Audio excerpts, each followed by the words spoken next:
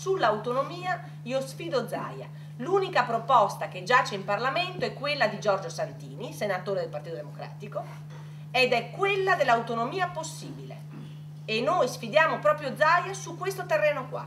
Cioè lui fino ad oggi, in 20 anni, non l'ha mai ottenuta, noi la otterremo. Alessandra Moretti sfida Zaia e affonda la lama direttamente nel cuore dell'orgoglio leghista. La candidata del centro-sinistra provoca l'avversario toccando il suo cavallo di battaglia, federalismo e autonomia del Veneto. Nel giorno della presentazione delle prime alleanze, Moretti lancia l'operazione Liste Pulite e dice: il Veneto con noi sarà un laboratorio di trasparenza e onestà.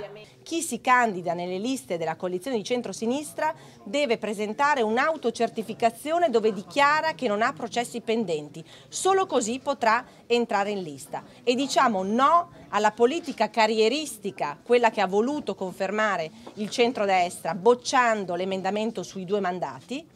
Per noi invece questo è un programma fondamentale per garantire il rinnovamento della classe dirigente. Ad appoggiare la corsa a Palazzo Balbi di Alessandra Moretti saranno SEL e Verdi, dunque scelta diversa di Sinistra, Ecologia e Libertà, che mentre a Roma sta l'opposizione, in Veneto stringe l'accordo con il PD. Dove il Partito Democratico ha manifestato una disponibilità al cambiamento e alla discontinuità per ragioni di tipo regionale che per noi riguardano il cambiamento netto di direzione politica e morale nel Veneto, noi abbiamo dato una risposta positiva. Si tratta di un'occasione storica per il centro-sinistra di governare questa regione che è stata mal governata per oltre 20 anni dal centrodestra.